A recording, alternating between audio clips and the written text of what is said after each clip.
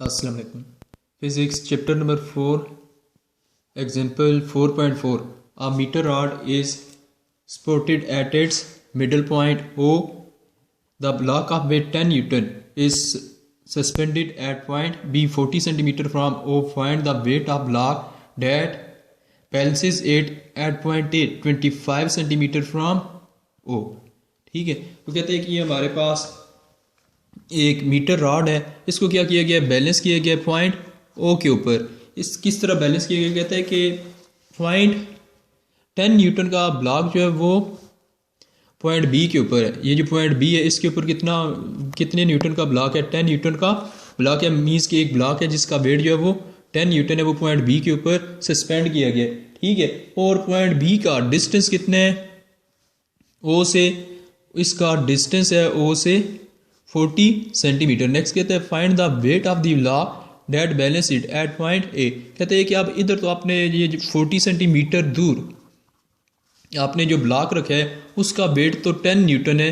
बताएं कि आप जो है वो यहाँ ए पर जो ब्लॉक रखेंगे उसका वेट कितना होगा। अगर यहाँ पर ए से ओ का डिस्टेंस जो है ये 25 सेंटीमीटर, तो देखिए इसमें हमने ये वाला वेट जो है ए पर है वो हमने फाइंड करना है। तो W1 हमने फाइंड करना है। गिवन क्या है, O A equals to 25 centimetre.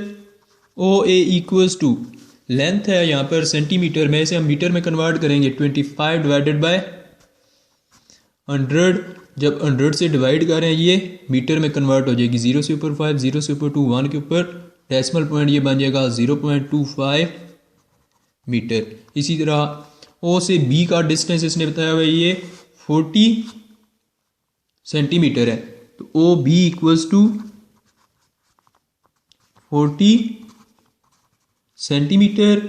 O B equals to 40 centimetre है, ये सेंटीमीटर में, इसे मीटर में कन्वर्ट करें। सेंटीमीटर से मीटर में कन्वर्ट करना हो, क्या करते हैं 100 से डिवाइड कर देते हैं, ये आ जाएगा 0.4 मीटर। ठीक है, ओ बी क्या आ गया है 0.4 metre.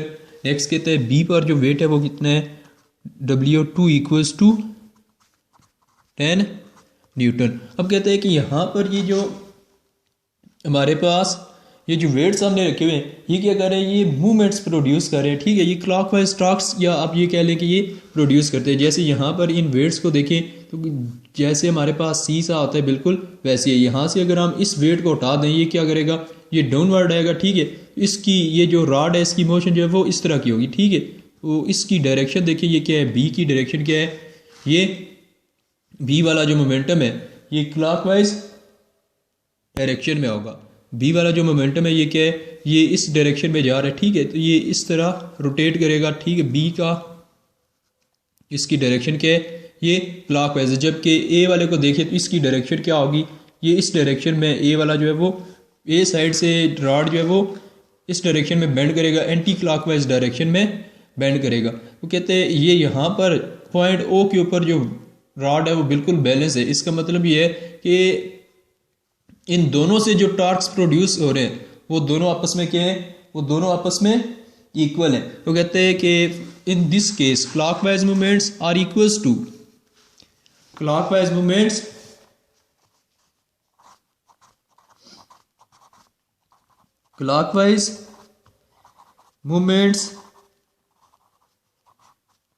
Are equals to anti clockwise movements. कि मीन्स के क्लॉकवाइज डायरेक्शन में जो टॉर्क प्रोड्यूस हो रहे हैं वो इक्वल है एंटी क्लॉकवाइज डायरेक्शन में प्रोड्यूस होने वाले टॉर्क है। ठीक है, अब क्लॉकवाइज डायरेक्शन में देखिए कौन सा प्रोड्यूस हो रहा है, क्लॉकवाइज डायरेक्शन में ये वाला है। तो ये सेंटर हमारे पास ओ है या पिवट पॉइंट ओ है। ओ वो पॉइंट है जिसके अलॉन्ग ये क्या हो रही है, रोटेशन जो है वो प्रोड्यूस हो रही है या मूवमेंट हो रही है। ठीक है, तो ओ से बी तक का जो है वो हमारे पास डिस्टेंस है। यहाँ पर अगर ये इस तरफ मूव कर रहा है, ये क्लॉकवाइज डायरेक्शन में रोटेट कर रहा है, और फोर्स यहाँ पर कितनी है, ये W1 W2 फोर्स है।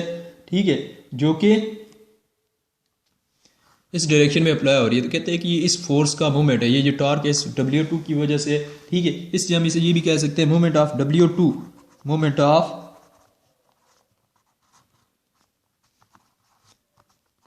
W2 इक्वल्स टू, ये दूसरी फोर्स किस डायरेक्शन में है, ये W1 की वजह से तो कहते हैं कि ये जो टॉर्क प्रोड्यूस होगा इस साइड पर, उसे हम कहते हैं ये क्या है, ये मूवमेंट ऑफ W1 है। ठीक है, ये वेट नंबर 1 की वजह से यहाँ पर मूवमेंट प्रोड्यूस हो रहा है। ठीक है, नेक्स्ट देखें यहाँ पर, अब ये जो मूवमेंट ये किसकी इक्वल होगा, W2 into moment arm of W2।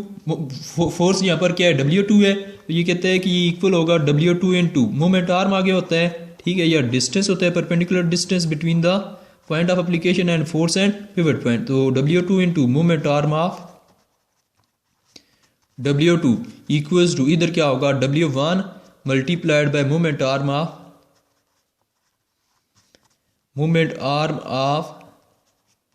W1।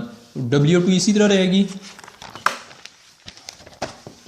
W2 force है हमारे पास, या W2 की वैल्यू पुट कर दें, कितना है W2, 10 Newton multiplied by moment arm of W2 का डिस्टेंस कितना है पॉइंट O से, OB है। ठीक है, W2 का डिस्टेंस कितना है, OB कितना था, 0.40 metre equals to W1 multiplied by W1 का डिस्टेंस पॉइंट O से ये कितना था, ये 0.25 मीटर था। ठीक है, अब नेक्स्ट यहां पर 10 इंटू 0.40 कर दें, ये क्या आ जाएगा, 4 newton metre equals to W1 into 0.25 metre. 0.25 metre इधर मल्टीप्लाई हो रहा है, सिर्फ आकर डिवाइड हो जाएगा, ये हो जाएगा 4 newton metre divided by 0.25 metre equals to W1 metre और मीटर कैंसिल, 4 डिवाइडेड बाय 0.525, ये हो जाएगा 16 न्यूटन इक्वल्स टू W1, और W1 इक्वल्स टू 16 न्यूटन। बस यहाँ पर weight of block suspended at point A is 16 newton के, यहाँ पर इस रॉड को बैलेंस करने के लिए पॉइंट A के ऊपर हम जो वेट रखेंगे, उसका वेट, जो ब्लॉक रखेंगे उसका वेट कितना होना चाहिए, 16 न्यूटन होना चाहिए। So weight of block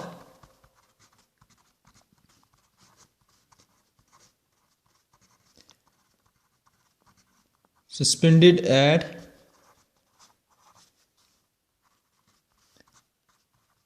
point A is 16 newton के, A पर जो वेट हम रखेंगे वो कितना होगा, 16 न्यूटन होगा। नेक्स्ट देखिए एग्जांपल 4.5, एग्जांपल 4.5 है नेक्स्ट। ठीक है, एग्जांपल 4.5 क्या है, a block of weight 10 newton is hanging through a cord, find the tension in the cord. कहते हैं कि हमारे पास एक ब्लॉक है, वेट 10 न्यूटन का ये हमारे पास ब्लॉक है, इसे हमने हैंग किया हुआ है, लटकाया हुआ है थ्रू अ कॉर्ड, एक कॉर्ड के जरिए। Find the tension in the cord, कहते हैं कि इस कॉर्ड के अंदर टेंशन जो है, ये टेंशन फाइंड करें। यहाँ पर जैसे स्ट्रिंग के अंदर टेंशन होती है, ये हमने टेंशन फाइंड करनी है। ठीक है, तो कहते हैं कि सोल्यूशन क्या होगा, weight of block equals to solution इसमें क्या होगा, सबसे पहले आप वेट ऑफ ब्लॉक देखें क्या है, weight of block equals to W equals to 10 newton. Tension in cord equals to T, ये हमें नहीं पता, ये हमने फाइंड करनी है। अब ये दो चीज़ें यहाँ पर मेंशन है, इसके अलावा कोई और चीज़ यहाँ पर मेंशन नहीं है। ठीक है, तो अब देखिए यहाँ पर क्या है कि अगर आपके पास सिस्टम इक्विलिब्रियम की फॉर्म में तो क्या होगा, इसके ऊपर एक्ट करने वाली सारी फोर्सेस का सम 0 होगा। Summation Fx equals to 0, first according to first condition summation Fx equals to 0। यहाँ पर एक्स एक्सिस के अलावा कोई फोर्स हमें जो है वो नज़र ही नहीं आ रही, कोई डाटा जो है वो हमारे पास नहीं है। फिर according to second condition of equilibrium, according to second. अच्छा, इसी की सेकंड जो पोस्टुलेट है फर्स्ट कंडीशन की, समीशन एफ एक्स यहाँ पर 0 हो गया। नेक्स्ट क्या होगा, summation F Y equals to 0। तो अलॉन्ग द एक्स एक्सिस तो यहाँ पर कोई भी फोर्सेस एक्ट नहीं कर रही, लेकिन अलॉन्ग द वाई एक्सिस कौन सी फोर्स एक्ट कर रही है, कहते हैं वाई एक्सिस के ऊपर हमारे पास दो फोर्सेस एक्ट कर रही हैं, टी भी है और डब्ल्यू भी है। तो इन दोनों का सम क्या होगा, 0 होगा। अच्छा, अब कैसे होगा, अगर आप टी को पॉजिटिव ले रहे हैं, अपर डायरेक्शन में फोर्स पॉजिटिव ले रहे हैं, तो डब्ल्यू और डाउनवर्ड डायरेक्शन में दोनों फोर्सेस आपस में एक दूसरे के अपोजिट हैं। एक फोर्स अगर आप पॉजिटिव ले रहे हैं तो दूसरी आपने नेगेटिव लेनी है। टेंशन अगर आप पॉजिटिव ले रहे हैं तो वेट क्या करें, ये नेगेटिव ले लें। T plus minus W, T minus W equals to 0। Minus W के इधर लें, T equals to minus W इधर आकर plus W, T equals to W की जगह उसकी वैल्यू पुट कर दें 10 न्यूटन। बस जो आपके पास कार्ड है उसके अंदर टेंशन कितनी होगी, 10 न्यूटन की टेंशन मौजूद होगी। ठीक है, ये इसका आंसर आ जाएगा।